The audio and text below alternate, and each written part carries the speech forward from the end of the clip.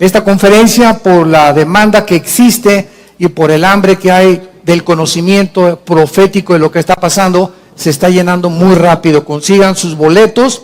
17 de junio, la guerra espiritual en los últimos tiempos en el World Trade Center. Ahí los esperamos. Y como les decíamos, pues le damos gracias a Dios por el seminario de ayer.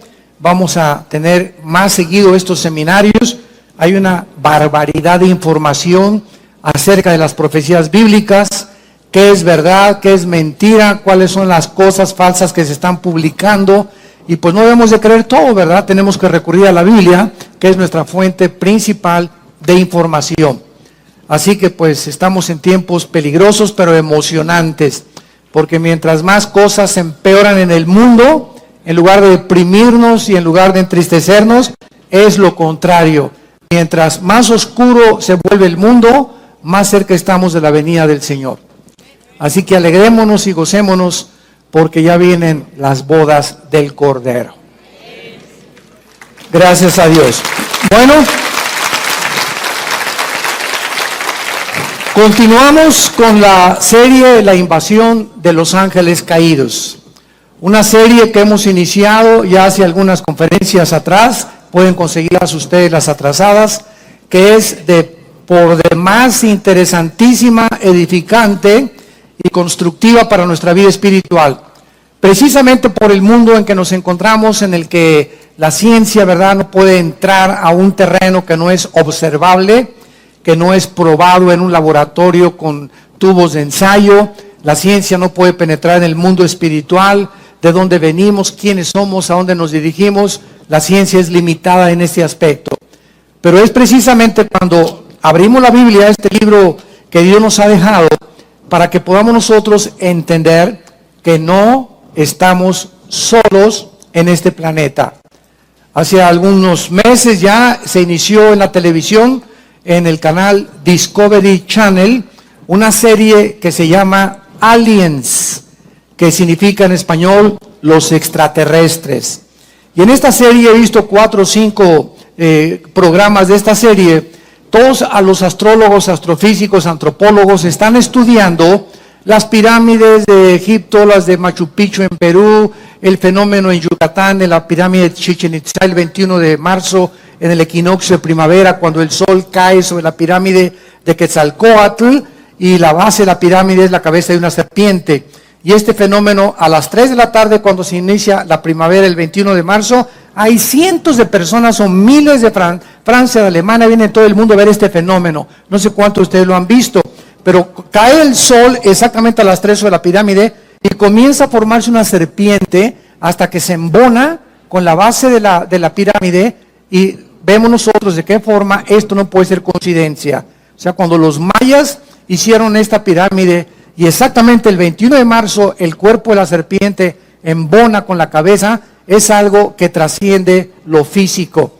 Aquí se encuentra, ¿verdad?, algo espiritual. Esto no es un fenómeno, no es una coincidencia que exactamente a las 3 de la tarde cada año suceda este fenómeno. Y así podríamos seguir con tantas cosas misteriosas, que la Atlántida, el Triángulo de las Bermudas, etcétera, etcétera. Y esta serie que les comentaba de los aliens o los extraterrestres, todos estos científicos que aparecen en esta serie, la puedes conseguir tú por internet, Discovery Channel, se llama Los Aliens. Todos los antropólogos, sociólogos, hasta psiquiatras han intervenido ahí, ingenieros, arquitectos, todos han coincidido en que todas estas construcciones megalíticas no fueron hechas por seres humanos. Y por eso se llama la serie Aliens o los extraterrestres. Entonces ellos han llegado a una conclusión de que nosotros fuimos visitados por extraterrestres en el pasado, que les comunicaron estos conocimientos a los mayas, a los egipcios en el Perú, y que todas estas construcciones y cosas se hicieron en diferentes partes geográficas, pero al mismo tiempo coinciden en que tienen el mismo tipo de construcción y los mismos jeroglíficos o los mismos impresiones o grabaciones en las piedras y en lo que se dejaron, para que podamos nosotros entender que no fue coincidencia, sino que aquí hubo una mente maestra. en la que se difundió en el planeta Tierra como si alguien hubiera venido realmente y hubiera querido dejar sus huellas para que supiéramos que ellos existen. Y esto es para nuestro propio beneficio. Muy bien. Lo que ellos llaman extraterrestres es correcto, porque cuando abrimos la Biblia confirma, de eso se trata esta serie desde que la comenzamos, a investigar qué nos revela la Biblia del mundo invisible y de las entidades espirituales que poblan el universo que nos rodea. Entonces, sí es verdad que fuimos visitados por extraterrestres. También es verdad que antes de que Adán y Eva fueran colocados en el huerto del Edén, antes de nosotros, este planeta ya estuvo habitado. Pero por favor, entendámoslo. Yo jamás he enseñado que estuvo habitado por humanos, sino por los ángeles caídos de Satanás. Lucifer y sus ángeles ya existían antes de nosotros. Cuando Adán y Eva fueron puestos en el huerto, ya Satanás era un querubín caído. En Job 38, la Biblia nos muestra que cuando Dios formaba el planeta Tierra, el globo terráqueo donde tú y yo vivimos, los ángeles eran testigos de cómo Dios medía y hacía las dimensiones del planeta, la forma en la que la Tierra tenía que girar, la velocidad que tendría que tener la Tierra, la inclinación de 23 grados sobre su eje, el movimiento alrededor del Sol. Todas estas cosas ya se encontraban en la Biblia. Entonces lo que ellos llaman aliens extraterrestres son los ángeles caídos, que solo la Biblia es el único libro de todos los libros sagrados que existen y de los billones de volúmenes de literatura que inundan las librerías del mundo, es el único libro que nos abre las puertas y nos corre las cortinas del mundo espiritual. Y esto es lo interesante, lo maravilloso, que a nosotros, dice el libro de Efesios capítulo 1, Dios le ha agradado a nosotros, a su familia, revelarnos el conocimiento de su voluntad. Qué increíble, qué privilegio tenemos como hijos e hijas de Dios, de saber que podemos conocer los misterios donde la ciencia no puede entrar y donde el mundo se encuentra ahorita. ¿Y qué pasó con esos misiles? ¿Y será la tercera guerra mundial? ¿Y en qué momento de la historia nos encontramos? Guerras y rumores de guerras. ¿En qué época exactamente Jesús dijo que Él venía? ¿Qué señales hay de la venida de Cristo? ¿Cómo se va a continuar desarrollando geopolíticamente el Medio Oriente y Europa? Todas estas preguntas las contesta la Biblia. Gracias a Dios. ¿Para qué? Para que no estemos en tinieblas, para que no se nos apodere de nosotros el temor, para que no estemos confusos ni estresados. Al contrario, Jesús dijo, he aquí, se los digo todo, para que cuando suceda no tengan miedo. Entonces todo lo que pasa, Jesús lo dijo. Y esto, Jesús lo dijo, aquí está con anticipación. Y esto nos habla que hay alguien detrás de la historia, controlando la historia. Y el mensaje es, no tengan miedo, mi paz les dejo, shalom. Mi paz les doy, tranquilos. Por nada estén afanados, por nada estén afanados. No se afanen por su vida, qué han de comer, qué han de vestir, dónde han de vivir. Por nada estén afanados.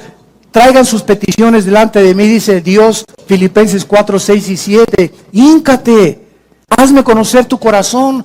Derrama tu ansiedad delante de mí, dicen los salmos. Hazme conocer tus temores, dice el Señor. Cae dentro de mí. No vamos con el pastor. Ay, pastor, ore por mí. Primero, ¿ya usted oró a Dios? Porque en el momento y con la actitud que usted viene, doña Chole, me habla que usted es una incrédula y que cree que yo soy Dios y que mi oración la va a sacar del pozo de la desesperación. Claro que voy a orar por usted, pero usted tiene que poner su confianza no en el pastor, sino en el Dios creador de los cielos y la tierra. Muy bien. Entonces, sí, el universo sí está poblado. Como me dijo un experto en ufología de los ovnis y ovniología, ya le están llamando hasta una cierta pseudociencia a este fenómeno ovni, es que ustedes los cristianos no creen en los extraterrestres, ni en los ovnis. Dije, jamás. Bueno, yo no sé quién ha predicado eso o a conferencias, pero nosotros jamás hemos negado que haya ovnis y que haya fenómenos o que hay extraterrestres. Nunca, al contrario.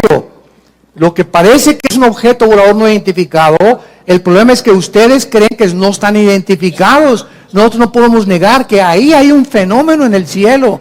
Y que, por ejemplo, el astronauta Cooper, que le dio varias vueltas a la Tierra, él cuando bajó a la Tierra, un astronauta con integridad moral, ¿verdad? Y no estaba marihuano ni se metió chochos allá arriba en la nave espacial, bajó y dijo a la NASA que había visto una luz luminosa como un platillo que se acercó a la nave espacial y que desapareció. Y él confirma, ¿verdad?, que era una nave no identificada. O sea, hay cantidad de gente con integridad que ha visto este fenómeno y hay personas, inclusive que los psiquiatras están examinando, que fueron raptados por extraterrestres y que coinciden en sus testimonios de que estas personas confiesan de que fueron objeto de un experimento sexual en el platillo volador.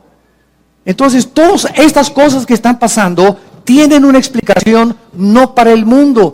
El mundo cree que son marcianos, jupiterianos o venusianos. Nosotros sabemos que esos extraterrestres que los científicos, los astrólogos del canal Discovery Channel y todos los que están tratando de investigar les llaman extraterrestres, para nosotros son esos ángeles que se rebelaron contra Dios, que están rodeando el planeta Tierra porque se acerca el momento en que van a ser encerrados por toda la eternidad y que vienen porque el tiempo les es contado con más poder y con más fuerza para engañar más y más al ser humano y volver locos a los seres humanos y estresarnos y atormentarnos mentalmente para que se suicide la gente, para que vive estresada. Ahorita la enfermedad más grande del universo es el estrés.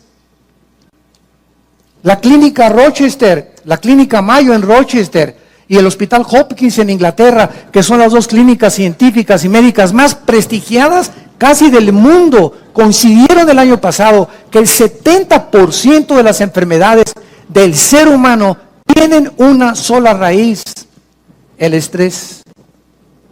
¡Qué increíble! Ese estado de tensión en el que vives, ese estado, como decía mi esposa, de te levantas y el enojo y ese odio y ese rencor que no has podido extirpar de tu corazón, ese temor hacia el futuro, esa ansiedad, y si se muere mi esposo y no tengo seguro social, y si me quitan la casa estas cosas, y si se muere mi hijo, y si pasa esto y si pasa aquello. ¿Por qué vive la gente así? Porque no tienen a Jesús en sus vidas. Y si tú te llamas cristiano y vives en esa actitud y tienes estas manifestaciones físicas, mentales y emocionales, ¿qué es de tu vida? ¿No es cierto que le crees a Dios?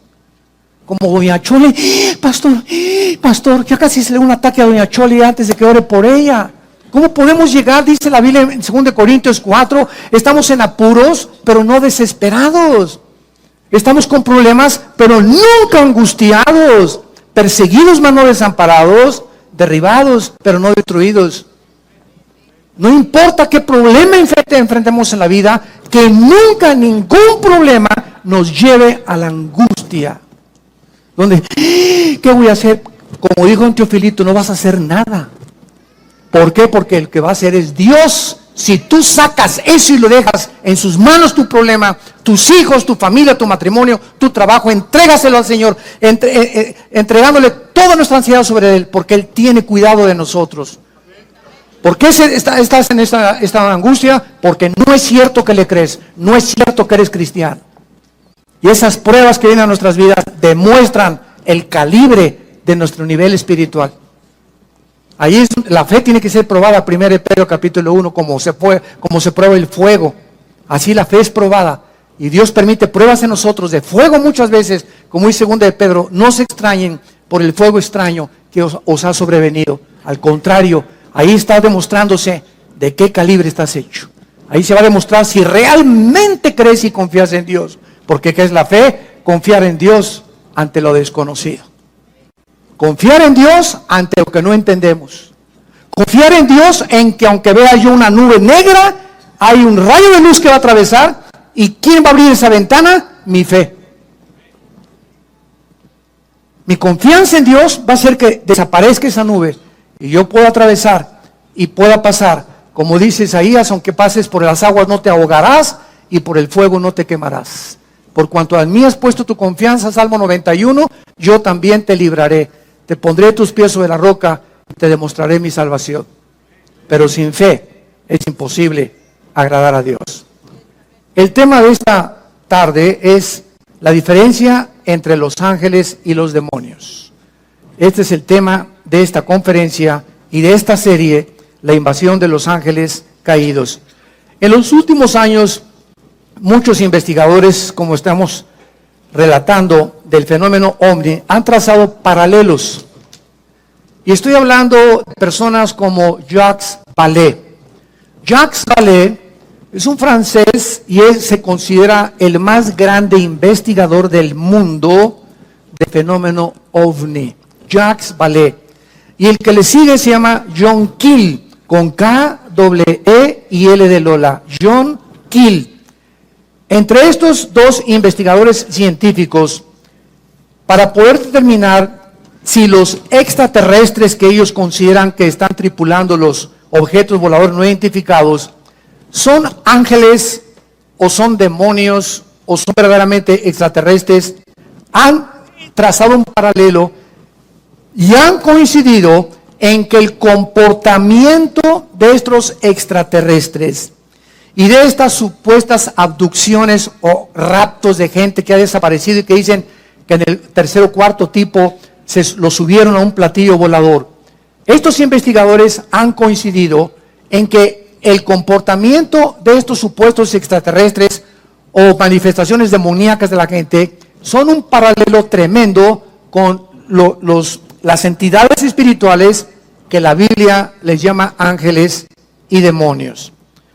Veamos, por ejemplo, en Apocalipsis, rápidamente, Apocalipsis capítulo 12, que la Biblia nos revela en el versículo 3 y 4, que cuando Lucifer, el querubín, protector del santuario de Dios, se rebeló, fue la primera criatura en el universo creada en rebelarse contra el Creador, arrastró a una tercera parte de los ángeles que Dios había creado y que fueron creados en un nivel inferior a él. En la Biblia hay rangos de la creación de Dios. Están los serafines que nunca van a bajar a la tierra y que se encuentran rodeando nada más en el tercer cielo el trono de Dios. Después viene otro rango que se llaman los querubines. Los querubines son los que se encargan, representan la santidad y se consideran los guardianes. Síganme con mucho cuidado, los guardianes de la santidad de Dios. Podríamos preguntarnos, porque en Ezequiel capítulo 28 se le nombra a Lucifer el querubín protector. Y yo hace mucho tiempo me preguntaba, Señor, tú creaste los serafines que están a tu alrededor, que están santo, santo, santo, todo el tiempo, ¿verdad? Reflejando la gloria de Dios. Y luego los querubines, ¿de qué te tenían que proteger los querubines? ¿Por qué se llama a Lucifer el querubín protector en Ezequiel 28 del trono de Dios? ¿Por qué se dice que Satanás o Lucifer? Porque Satanás es un título, nada más significa, si lo quieres apuntar, adversario. Satán en el hebreo es adversario o enemigo. Cualquiera que sea enemigo de Dios es un Satán. Y la palabra diablo, o es otro título, significa el que acusa, el acusador o el calumniador. Cualquiera que calumnia a su prójimo, cualquiera que está dedicándose a acusar a los demás, es obra de demonios en su vida.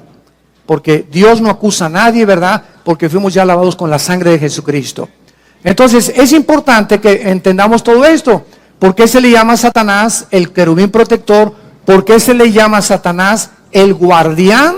Escucha esto, del santuario de Dios. Es interesante que las piedras preciosas que en Ezequiel 28 formaban el vestido de Lucifer, Luzbel, se me estaba olvidando decirles, Lucifer, que es el nombre verdadero de él, de este querubín, que ahora le llamamos diablo y Satanás, y dragón o la serpiente antigua, o la bestia después que se va a manifestar en el anticristo. Este querubín protector estaba vestido con puras piedras preciosas, diamantes, esmeraldas, carbunclo, etcétera, etcétera, y son las mismas piedras preciosas que Dios diseñó para el sumo sacerdote en el libro del Éxodo, en el tabernáculo. Y son las piedras preciosas que aparecen también al final de la Biblia en la Nueva Jerusalén. Entonces, esto nos habla que el Lucifer era el guardián de la santidad de Dios, el que cuidaba el santuario de Dios, el que dirigía la alabanza del universo a Dios, y era el sumo sacerdote. Escuchen lo que les estoy diciendo, era el sumo sacerdote del santuario de Dios en el universo. Y todo ese patrón que existe en la Biblia de un santuario y de que Dios siempre ha tenido cuando creó a sus criaturas, ese patrón y ese proyecto, Dios le dijo a Moisés: Moisés, estos son los planos del tabernáculo que vas a construir. Yo soy el que diseñé y hazlo conforme a todo lo que te estoy diciendo. Y lo que Moisés hizo en el tabernáculo, un atrio, un lugar santo, un lugar santísimo, es exactamente el templo que continúa existiendo en el tercer cielo. Ahora, esto es interesante porque en el libro del Apocalipsis encontramos a Juan que dice: y se abrió el cielo y vi las almas debajo del altar. Apocalipsis capítulo 6. Y se abrió el templo de Dios y salieron truenos y relámpagos. Y continuamente en el Apocalipsis, Juan, cuando subió, esto fue en el tiempo después de Cristo, estaba viendo un santuario y un templo en el cielo. O sea, nunca, aún con la rebelión de Lucifer, nunca ha dejado de existir este santuario de Dios, porque desde que Dios creó a las criaturas, las creó para que entendiésemos que no somos dioses, ni los serafines, ni los querubines, ni los ángeles, ni los seres humanos, y que Dios nos ha creado lo que ha creado para que siempre le adoremos y nos postremos delante de Él. La pregunta es la siguiente: si antes Lucifer no había caído en pecado, ni ninguno de los ángeles habían caído en pecado, ¿qué necesidad había entonces de cuidar a Dios y de cuidar la santidad de Dios? ¿No es verdad? Es una pregunta bastante válida. Y la misma pregunta la hacemos cuando Dios crea a Adán y Eva. Cuando Dios crea a Adán y Eva en el capítulo 2 del Génesis, no había pecado, ¿de acuerdo? Amén. Pero Dios le dice a Adán: quiero que cuides el huerto y que lo labres. Yo leía, me acuerdo hace algunos años: ¿cuidado de qué? Ni armadillos había todavía, y destructores, ni veneno tenían las serpientes, ni chinches, ni piojos habían ahí. ¿Cuidarlo? Y es la misma palabra que se usa en el hebreo para cuidarlo durante todo el Antiguo Testamento. Entonces comencé a darme cuenta de la relación que había en que antes de que cayera el pecado en el mundo, antes que nosotros, espiritual, y una vez que Dios creó el mundo físico de las 4 dimensiones en que vivimos, Dios da la misma orden desde el principio del universo con la recreación del ser humano en el huerto del Edén: cuiden lo que les he entregado. Y la respuesta es la siguiente: cuando Dios crea las entidades espirituales en el universo, antes que nosotros, Dios creó a los ángeles con la misma capacidad con la cual Dios creó a Adán. En otras palabras, existía en todas las criaturas que Dios ha creado el potencial de querer algún día rebelarse contra Dios. Porque si Dios ha creado alguna criatura en el universo en el pasado que no tenía la opción de rebelarse nunca contra Él, hubieran sido robots. Un mundo angelical de puros robots. Adórenme, adórenme, adórenme. Pero Dios pone el potencial de que esa adoración fuera libre. Y que podían permanecer en esa oración, o algún día ellos podían irse en contra. Dios se arriesga a que el mal entre al universo. ¿Y qué es el mal? Es el abuso de la libertad que Dios les dio a las criaturas. Apúntalo.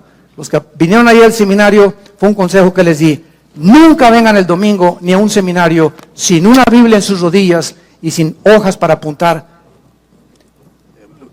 oraciones y conceptos y reflexiones y pensamientos que estamos desarrollando en las conferencias. Porque de pasado mañana me encuentro contigo en la calle y te pregunto: hazme un resumen con 3 hojas de lo que oíste el domingo del sermón. No vas a llegar ni media hoja. ¿Por qué? Porque la memoria es así. Pero cuando el estudiante de la Biblia, el estudiante de Dios, aquel que quiere compartir esto, llegaron en la noche, mi amor, mira, oí esto y esto, pero aquí lo tengo apuntado porque esto me pareció interesante, esta fecha me pareció interesante, etcétera, etcétera, y vas teniendo tu librito, tus apuntes, no te imaginas la cantidad de conocimiento que vas a tener. ¿Por qué? Porque lo que apuntamos lo recordamos 70 veces más que lo que no apuntamos. La memoria nunca podemos confiar en ella. Muy bien, entonces vemos nosotros que Dios crea entidades espirituales con el potencial de rebelarse, y así lo hizo Lucifer. Y cuando viene esta rebelión en el cielo, se va a la tercera parte de los ángeles, dice Apocalipsis capítulo 12, apareció otra señal en el cielo, versículo 3. He aquí un gran dragón escarlata, que tenía 7 cabezas y 10 cuernos, y en sus cabezas 7 diademas. Su cola, aquí está, arrastraba la tercera parte de las estrellas del cielo. El 85% de las veces que la Biblia menciona estrellas, se refiere a los ángeles caídos. El 85% de las veces. Y de acuerdo al contexto, muy pocas veces cuando se refiere realmente a las estrellas que brillan. A los ángeles caídos se les llama estrellas la mayor parte de las veces en la Biblia. Satanás arrastraba la tercera parte de las estrellas. Y es lógico que no era literal estas estrellas, imagínense nada más. ¿A dónde las va a arrastrar, verdad? Se descompondría la gravitación del universo si Satanás hubiera jalado las estrellas literales. Y dice la Biblia, y el dragón se paró frente a la mujer que estaba para dar a luz a fin de devorar a su hijo. Muy bien, entonces aquí encontramos en el Antiguo Testamento de qué forma los ángeles caídos se rebelan contra Dios, ahora son enviados a este planeta, y en Deuteronomio capítulo 32, Dios les asigna a estos ángeles caídos un nombre. Y uno de los nombres que Dios les asigna a estos ángeles caídos es uno de los títulos, no nombres, títulos de Yahweh. Yahweh es su nombre. Elohim no es su nombre. La palabra Elohim, al terminar en im en el hebreo, implica plural. Entonces cuando oímos Elohim, es un título que se le da a Dios, pero también Elohim se aplica en el Antiguo Testamento a los gobernantes y a los ángeles caídos. Cuando Satanás tentó a Eva, en Génesis capítulo 3, Satanás le dijo a Dios, porque serás como Dios, se tradujo Dios singular, pero la palabra hebrea es, serán como los dioses. Apúntalo en Génesis 3, es Elohim, cuando Dios, capítulo 3 de Génesis, serás como Dios, serán como los dioses, dice en el original hebreo. En otras palabras, en 2 Corintios 4:4, se le llama a Lucifer el Dios de este mundo. Entonces, el mismo diablo lleva el nombre de Elohim. Entonces, Elohim no habla de nada más que de una poder, una autoridad que tienen ciertas criaturas o entidades espirituales en el cielo. Por eso Satanás le dijo a Adán y Eva, serán como los Elohim, o sea, como todos los dioses o todas las criaturas poderosas que poblan el universo. Pero hay un solo Dios vivo y verdadero. Shema Israel, Adonai Elohim, Adonai Echad, dice Deuteronomio capítulo 6, que es el dicho de todos los rabinos judíos. Shema Israel, Adonai Elohim, Adonai Echad. Echad en el hebreo es uno solo, o sea, tú eres, oh Israel, un solo Dios. Por eso el judío no nos entiende a los cristianos que tenemos el Padre, el Hijo y el Espíritu Santo. Porque para ellos Dios, para ellos somos una blasfemia nosotros, para el judío ortodoxo, que creemos que ellos creen que tenemos 3 dioses, sin entender la pluralidad del nombre de Elohim.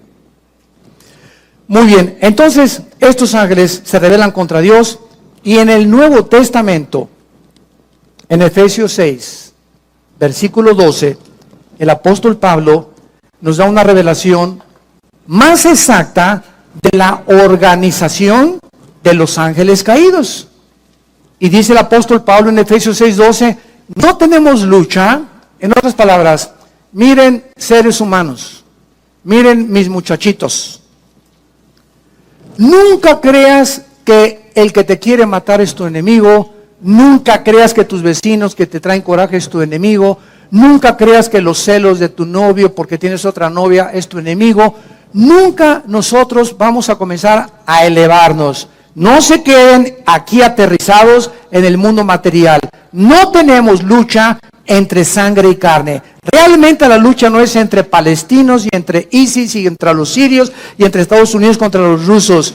Hay poderes invisibles que están influyendo en el planeta Tierra para incitarnos a los padres contra los hijos contra los padres, para el divorcio, para que veas a tu esposo como un armadillo, para que veas a tu esposa como una lagartija, para que critiques los sistemas y todo, para que se levantes contra el gobierno. Hay poderes espirituales en acción, operando para inducirnos a abortar la misión que Dios nos ha encomendado. Y estas huestes espirituales que poblan el universo tienen el principal problema, el principal objetivo de tratar de denigrar en el ser humano que habita este planeta la imagen y semejanza de Dios. Vamos a comenzar a comprender esta guerra espiritual. Si no hay cristianos que todavía siguen creyendo que su enemigo es esto y no saben qué es la oración, donde se avientan los misiles Tomahawk. Cuando tú estás orando, vimos una vez, ¿verdad? Haz de cuenta que de aquí para allá es el enemigo y aquí estás tú. Y tú no te pones ¿verdad? Y me vas a ver, y me la quito, ¿verdad? Y me rayaste, me recordaste, mamá, pues la tuya, ¿verdad? Y pues esto y el otro. ¿Sabes una cosa? Cuando comenzamos a contestar el fuego con las armas que el mundo usa y cuando comenzamos a querer vengarnos nosotros, por eso dice la Biblia, no os venguéis vosotros mismos, porque caéis en la trampa. No te vengues ni guardes rencor. No contestes con fuego terrenal, porque nuestras armas son espirituales. Y si quieres ganar la guerra espiritual, tienes que aprender a usar las armas de la luz. Las armas de la luz. Las que Dios nos ha dejado. Porque no es entre nosotros la guerra.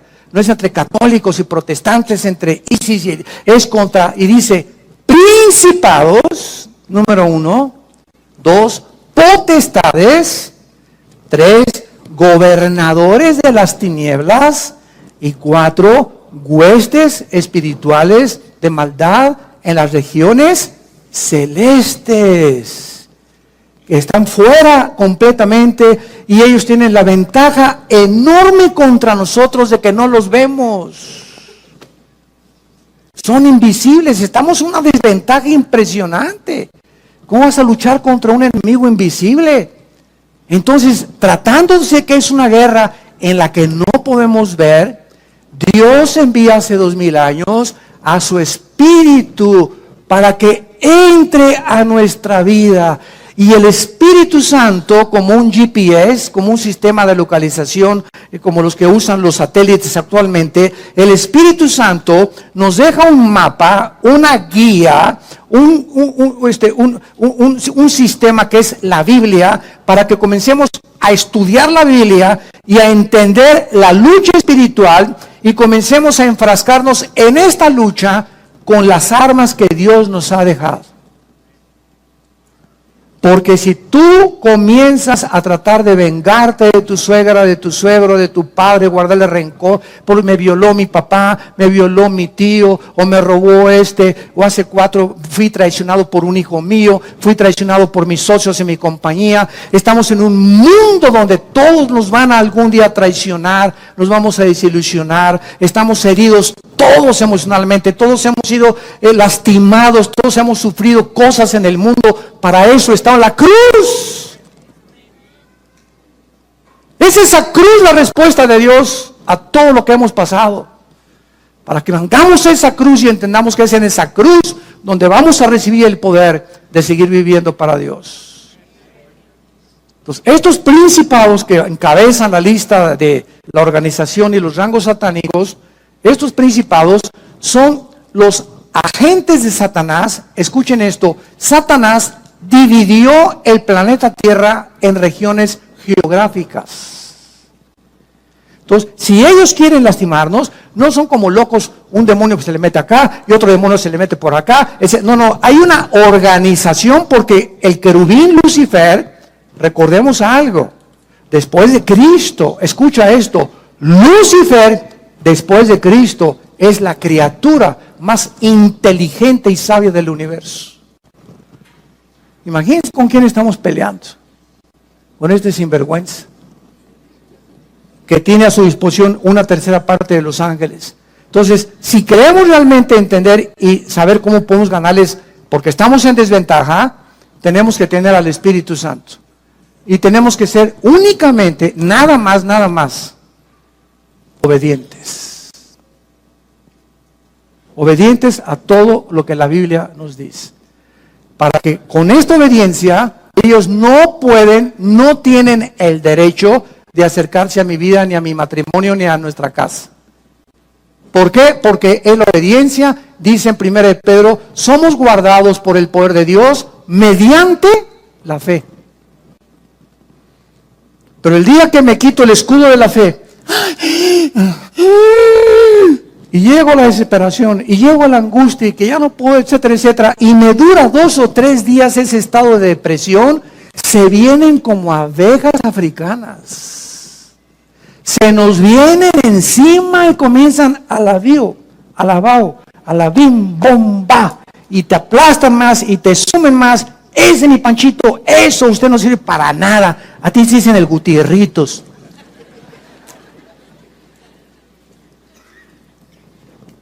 Cualquier ser humano que permita un estado de depresión, estamos hablando de cristianos, porque el mundo es su manera normal de vivir. Cualquier persona que se llame cristiano y permita 2 o 3 días de depresión o 4 días, o cualquier cristiano que ya tenga 3 o 4 días o 1 o 2 meses que no perdonas a tu hermano, a doña Chole que se robó tus tamales, aquel que te hizo un problema y que te hirió y te lastimó, a tu amiga en el colegio que te dijo que tenías cara de gallina sarnosa. No podemos los cristianos darnos el lujo de guardar rencor contra nadie. Todos los pastores, ayer le decía a un pastor, ¿verdad?, que nos visitó, me platicaba que acaba, pues que tenían una división en un estado aquí de México, y le dije, mira, todos los pastores, todos, no hay ninguna excepción, tenemos forzosamente algún día que ser traicionados, calumniados y perseguidos. ¿Y sabes por qué? Porque a través de eso nos acercamos más al corazón de Jesús. Para identificarnos más con el despreciado y desechado entre los hombres, varón de dolores, experimentado en quebranto. Entonces todo eso forma parte del ministerio. Dije, no se desanimen, forma parte del ministerio. Que nos lastimen, que nos calumnien, no te amargues. Es el único consejo que te doy. No te amargues, no guardes rencor. Nosotros hemos sufrido muchos tipos de estas cosas. Este viernes pasado que llegamos, mi esposa y yo, fui a desayunar con mi hermano Alejandro, el que es director del ITI. Fuimos a desayunar ahí en Toluca. Y hace muchos años un grupo de personas, ¿verdad?, ahí en Toluca, ¿verdad?, que no se imaginan todo lo que dijeron contra nosotros. Y bueno, nos colgaron así como en un tendedero horrible. Y yo siempre les he dicho a los pastores y a todos, el secreto es perdonarlos y no guardar rencor. Pues estábamos desayunando mi hermano y yo hace como 2 o 3 días, y pues nos encontramos un grupo de este personal, ¿verdad?, que pues tuvieron dificultades con nosotros, y lo primero que hicimos nosotros fue, y nos encantó, después lo comentamos mi hermano y yo, ¿cómo están? ¿Qué tal? Bendiciones todos, ¿verdad? Y estaban así un poco asombrados de que tuviéramos esa actitud nosotros. Entonces, cuando te enfrentas a tus enemigos que te han lastimado, que te han hecho algo, y tú no tienes nada contra ellos en tu corazón, ¿sabes una cosa? Eres libre. Eres libre. Pero mientras tengas algo contra alguien, es como un cordón umbilical que lo tienes, y vas a Acapulco, y ahí traes el odio, ahí lo traes detrás de ti. Y donde quiera que vas, ahí lo traes, así lo puedo representar. Así lo vi espiritualmente hace un tiempo. Y el momento que lo perdonas, cortas ese, y ya, mientras, ¿por qué me voy a estar acordando de lo que me hice hace 3 meses? Que tengo unas cosas más interesantes que pensar. Pensar más positivamente, como decía mi esposa hace un ratito, llenarnos de pensamientos positivos, levantarnos en la mañana, Espíritu Santo, a la alegría, ven alegría, qué lindo sol, y no estar con los pensamientos, lo que me hiciste. cómo nos envenena el rencor y la amargura. Entonces, los principados están encargados de las naciones. Apúntalo. Venimos a Daniel capítulo 10. Veamos todo esto bíblicamente para entender la guerra espiritual, y vamos a acabar entendiendo, ¿verdad?, que hasta con los ovnis vas a soñar. Pero ya vas a saber quiénes son. Dice en Daniel capítulo 10, esto fue escrito hace 2000, apúntalo, 600 años. Ahí en el libro de Daniel, en el primer capítulo pone junto a Daniel, hace 2600 años se escribió el libro de Daniel. O sea, 600 años antes de Cristo. Y en el capítulo 10, este libro es uno de los pocos libros en la Biblia que nos revelan y nos corren las cortinas de la guerra espiritual. Es precioso el libro de Daniel. Ya lo vimos todo versículo por versículo. Daniel estaba muy preocupado en el tiempo de los persas, o sea, los iraníes. Acordémonos que hasta 1935, el nombre que aparece en la Biblia como Persia es el Irán del siglo XX. Irán en la Biblia aparece con el nombre de Persia, porque en 1935 se le cambió el nombre de Persia por el Shah de Irán a Irán. Entonces, Daniel se encontraba bajo el imperio de los persas. Los persas son los que vencieron a los babilonios, a Nabucodonosor y a sus parientes y descendientes. Después de los persas vinieron los griegos, Alejandro el Magno, y después el imperio romano. Entonces, Daniel se encontraba en el segundo imperio, el imperio de los persas y de los medos, que eran los iraníes. Y dice el capítulo 12, en el versículo 11, para comenzar a tener estos antecedentes, que el ángel se le aparece a Daniel, un ángel de Dios, y le dice así: Daniel, varón muy amado. Híjole, qué barbaridad, ¿verdad? Qué preciosa forma en la que pueda Dios describirnos a cualquiera de nosotros, que somos muy amados por Él, que nos ama con amor eterno, muy amado. Está atento a las palabras que te hablaré y ponte de pie, porque a ti he sido enviado. Dios envía ángeles buenos a la tierra, y mientras hablaba conmigo, me puse en pie temblando. Entonces me dijo: Daniel, no temas, porque desde el primer día que dispusiste tu corazón a entender y a humillarte en la presencia de tu Dios, fueron oídas tus palabras, y a causa, o sea, de tu oración que tú hiciste, yo he venido.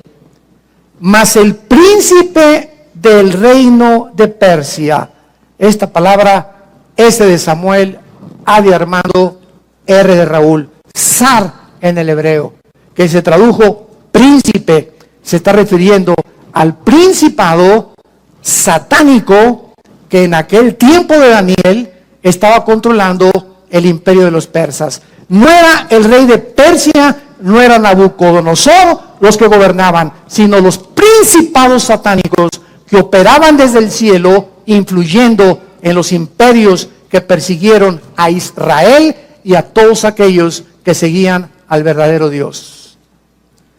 El príncipe del reino de Persia se me opuso durante 21 días, pero Miguel, que es el arcángel de Dios, bueno, uno de los principales príncipes, vino para ayudarme y quedé con los reyes de Persia. Vean lo que pasó. Daniel está orando, así comienza el capítulo 10, Señor, acabo de leer a tu profeta Jeremías, donde dice que ya el exilio se va a terminar y esto vamos a tener nosotros más bendiciones, etcétera, etcétera. Y entonces Dios, vean esto, Dios manda un ángel al planeta Tierra. Y ahí viene el ángel de Dios. Y de repente un principado satánico, porque ellos operan de la atmósfera hacia abajo. Dicen en Efesios capítulo 2 que Satanás se llama el príncipe de la potestad del aire. La palabra aire es aer, atmósfera. O sea, ellos operan de la atmósfera abajo. No tienen que haber nada en la luna ni en Marte. Su área de operación es el aire. Entonces, ahí viene el ángel. Y entonces lo interrumpe y se le cruza un ángel de Satanás al ángel de Dios. Y entonces se enlaza el ángel de Dios y el ángel de Satanás en una guerra, porque el ángel de Satanás, el principado de Satanás, quería impedir que el ángel de Dios le trajera el mensaje de Dios y que Daniel no oyera ni recibiera las instrucciones de Dios. Ellos se oponen a que tengamos una brújula y que sepamos qué es lo que Dios tiene para nosotros. Y van a hacer todo lo posible para impedir que tú llegues a tu destino. Para abortar tu destino, para abortar nuestra misión. E interrumpir las instrucciones de Dios y escramblear todas. Es como, por ejemplo, en Estados Unidos tú vas manejando y hay radares. En Texas está permitido. Entonces, hay policías que se ponen con sus pistolas, aquí también ya los hay en las carreteras, los federales, ¿verdad? Y entonces vienen los carros y te comienzan a escramblear así, etcétera, etcétera, y marca inmediatamente la placa y la velocidad a la que vienes. Pero estos radares los vuelven locos. Yo tengo uno. Porque está permitido, ¿verdad? Y es de lo que no me aprovecho para pasarme más de 70 millas, ¿no? Pero sí sirven de vez en cuando. La neta. Bueno, entonces, viene, ¿verdad? Entonces, se vuelven locos. Cuando voy, por ejemplo, a 5 millas más por hora, ahí te permiten 10. Si es a 60 en Estados Unidos, en Texas, si es a 60, te permiten hasta 70. Si te escramblean o te localizan que vas a 72, ya con eso te paran. 10 es lo máximo que se te permite la ley. Entonces, a veces yo me paso esas 2 millas sin querer, ¿verdad? Y entonces mi radar comienza, pip, pip, pip, pip, a sonarme, y alcanza 4 o 5 millas de distancia el radar que yo tengo. Ojalá que no me escuchen ahorita en Estados Unidos. Me comienza a hablar el radar y pues ¿qué hago, verdad? Pues le baja la velocidad inmediatamente. Y entonces cuando lanzan el rayo, ¿verdad?, de ultrasonido a los policías con esos aparatos, ellos no pueden ver a qué velocidad vengo porque esos radares están diseñados para eso. Y son permitidos, otros estados no los permiten, pero en Texas sí los permiten. Entonces, esto pasa igual en el mundo espiritual. Dios nos manda una señal del cielo, ¿y dónde está la señal? Acá. Dios va a hacer lo imposible para que tú dejes de leer la Biblia, para que no te contactes con Dios en las mañanas, para que pasen 4 o 5 días y nada más los domingos vengas aquí a oír un mensaje, y de lunes a viernes has vivido sin brújula, has tomado decisiones sin la dirección del Espíritu Santo, en la energía de la carne y no en la energía del Espíritu de Dios. Porque el día que nos desconectamos de las instrucciones de Dios, comenzamos nosotros a perder el camino. ¿Quién es sabio en su propia opinión? No seas sabio en tu propia opinión, dice Proverbios capítulo 3. Entonces comienzas a entender que es imprescindible estar conectados con este libro. No podemos separarnos de las instrucciones de Dios, porque vienen los demonios a confundirnos. Entonces aquí está el ángel en el cielo, con el ángel de Dios, y se enfrasca en una lucha, y esto siempre me ha impactado. Un principado de Satanás, casi, porque son ángeles y fueron creados iguales en fuerza y todo, nada más que uno es malo y uno es bueno. El ángel de Dios no le ganó. El ángel de Dios no le ganó. Tuvo que pedir ayuda al arcángel Miguel. Y entonces Miguelito llega, ¿verdad? Y ya son 2 contra 1. Y entonces ya se chispó esto y Miguel se encarga, porque es el arcángel en la Biblia que cuida a Israel. Entonces ya viene el ángel y le da el recado a Daniel, y entonces el ángel de Dios le explica a Daniel: tengo 3 semanas, hace 3 semanas, Daniel, que comenzaste a orar. ¿Y esto qué nos habla? En el momento, Daniel, le dice el ángel, que te pusiste a orar, Daniel, en ese momento que te hincaste, comenzó la guerra espiritual. En el momento que nos hincamos y oramos, entramos en conflicto con los poderes de Satanás. Y el momento en que te hincas y mi hijo esto y mi hija aquello, etcétera, etcétera, en ese momento comenzamos a mandar misiles Tomahawk y comenzamos a despejar los aires y comenzamos a cuidar a nuestros hijos y a nuestros, sobre todo los menores de edad, y comenzamos a quitar los enemigos. Y te oro por mi jefe de mi oficina, te oro por mi maestro que es ateo y que me odia, te oro por mi amiga que me está calumniando, te oro por eso. Nos hincamos, y es la oración el poder espiritual para despejar y quitar del corazón de nuestros enemigos los malos deseos que tienen contra nosotros. Mientras tú no entiendas esto, nunca vas a tener victoria en la guerra espiritual. Porque vas a ser vencido por tu carne, por tu venganza. Me sacaste la lengua, te la saco más grandota. Dice Romanos 12, no sean vencidos por lo malo. Sean vencidos, venzan el mal con el bien. Escucha esto, porque cuando tu enemigo no le pagas ojo por ojo, diente por diente, como era en el Antiguo Testamento, ascuas de fuego amontonas sobre su cabeza. En el momento en que nosotros bendecimos a los que nos persiguen y a los que nos ultrajan, en ese momento confundimos a sus demonios y Dios entra en acción y los juzga más rápido de lo que tú querías vengarte por ellos. Esta es la guerra espiritual a la que nosotros debemos hacer caso. Y quiero terminar, vean ustedes aquí en el libro de Isaías. En el libro de Isaías, esto es maravilloso, y dice Isaías 41, no temas, versículo 10, Isaías 41, 10, no temas, porque yo estoy contigo, no desmayes, porque yo soy tu Dios, que te esfuerzo, siempre te ayudaré, siempre te sustentaré con la diestra de mi justicia. Escucha lo que dice a continuación, he aquí todos los que se enojan contra ti serán avergonzados y confundidos, como nada serán, perecerán los que contienden contigo. Buscarás a los que tienen contigo contienda y no los hallarás. Serán como nada, como cosa que no es, aquellos que te hacen la guerra. Porque yo soy Jehová tu Dios, quien te sostiene de tu mano derecha y te dice, no temas, yo te ayudo.